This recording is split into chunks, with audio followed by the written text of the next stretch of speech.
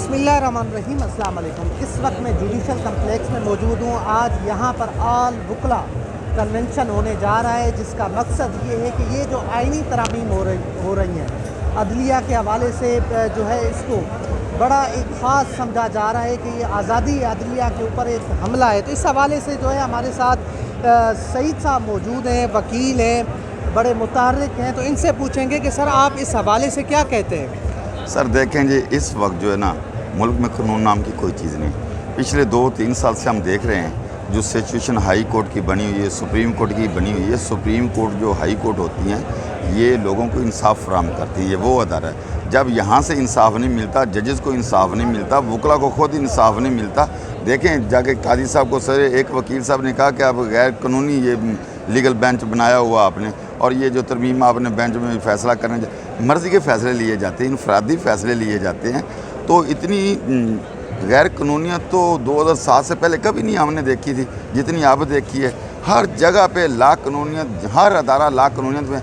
और हम वकला के साथ ऐसे हो रहा है कि आपने लाहौर में कल परसों देखा, वकला को तशद्दुद किया गया, वहाँ पे मारा गया और वहाँ पे गिरफ्तारियाँ डाली गई, वकला पे पर्चे दिए जाए। अब लाअमल ये है कि एक तारीख हुई थी 2007 में शुरू, अब तारीख शुरू हो गई है वकला तारीख 2024 की, और ये तारीख उससे ज़्यादा ख़तरनाक है। वो इसलिए ख़तरनाक थी कि वो एक सिर्फ आर्मी डिक्टेटर के ख़िलाफ़ थी।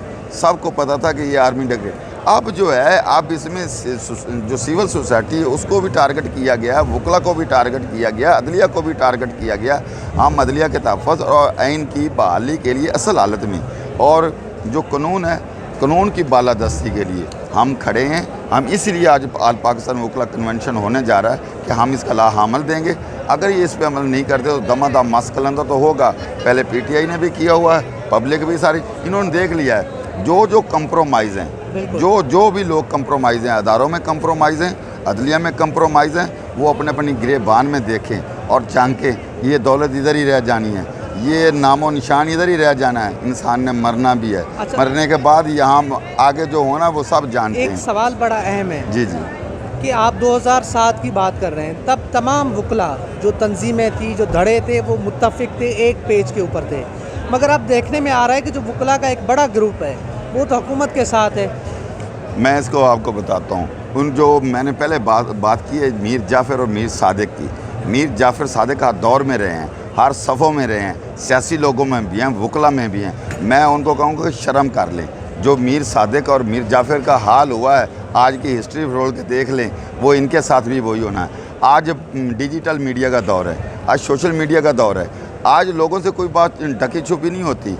कोई सियासी लीडर किसी से भी कोई धोखा करता है, कोई पसे पर्दा हालात रखता है, कोई प्लानिंग करता है, तो लोग भांप जाते हैं। आज वो दौर नहीं है। ये हालात जो हैं पाकिस्तान के बहुत डेंजरस तरफ चले गए हैं। ये जो अभी एहतजाज हुआ था ना, इसमें मैंने पब्लिक का जोश देखा है। एक दफ़ा फ़ौज भी थी, रेंजर भी थी, FC भी, सारी एजेंसियाँ थी, इस्लामाबाद की पुलिस भी थी।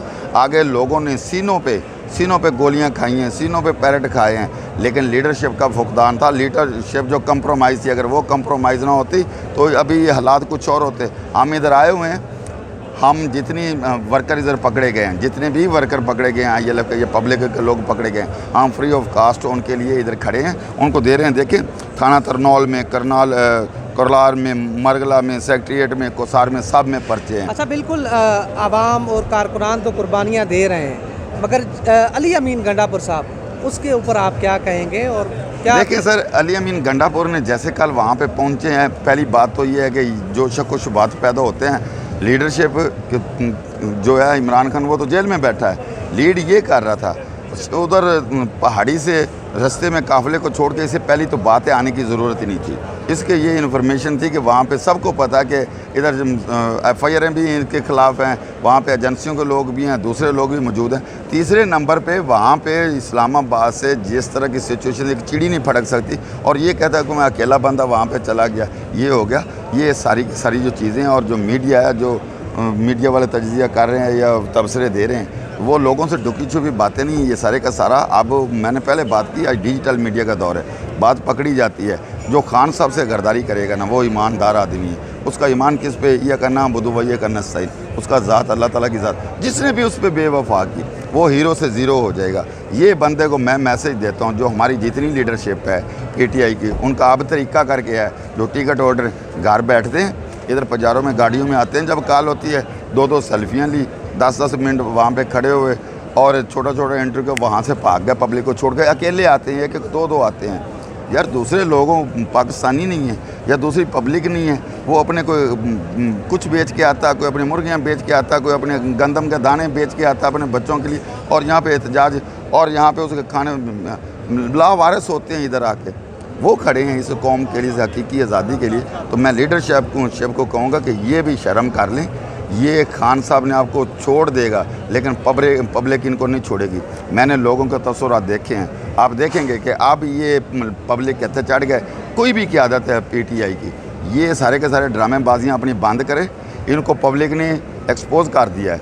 ये लोग इधर इस्लामाबाद में किसी भी जगह पे आएँ, इनको लोग पब्लिक जूतियाँ मारेगी। इनको चाहिए कि अगर खान साहब की अब कॉल आती है धरने की, तो हम सब इनसे डिमांड करते हैं, इनसे मुतालबा है, हम पब्लिक को हम पूरी तरह हम अवेयरनेस के हर सूरत में एहतजाज, लेकिन इस दफ़ा जब ये आएंगे हम इनको पकड़ के आगे करेंगे, पहले सीनों पे ये गोलियां खाएंगे, हम इनके पीछे खड़े होंगे, अगर ये नहीं खड़े होंगे तो हम इसे जूतियाँ मारेंगे, कम से कम मैं उसका गिरेबान पड़ के खींचूँगा। पहले भी जब हम एहतजाज में आगे आगे होते हैं, हम तो वर्कर हैं, जो लीडरशिप है वो पीछे चौके, जिसने आके इधर सहाफ़ियाँ सेल्फियाँ बनाई, आके छुप के इधर गया, मेरे हत्थे चढ़ के, तो कम से कम मैं उसे माफ़ नहीं करूँगा, पब्लिक में खींच के ले आऊँगा, कहूँगा हमारे साथ आगे लीड करो।